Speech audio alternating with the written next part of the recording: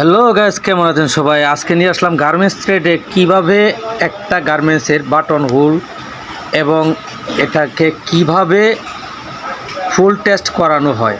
আপনারা আমাদের সাথে থাকবেন। আপনারা যারা নতুন অবশ্যই আমাদের চ্যানেলটি সাবস্ক্রাইব করে সাথে থাকবেন এবং যদি সম্ভব হয় অবশ্যই লাইক কমেন্ট শেয়ার করবেন।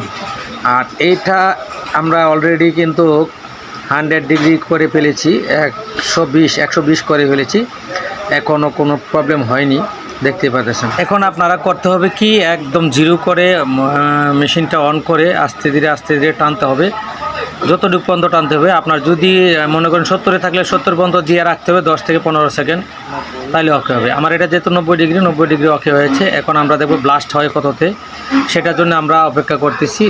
দেখতে থাকি কত পর্যন্ত গিয়ে ব্লাস্ট হয়। আমরা 120 পর্যন্ত করে ফেলেছি অলরেডি। আর আমাদের ভিডিওটি যদি ভালো লাগে অবশ্যই আমাদের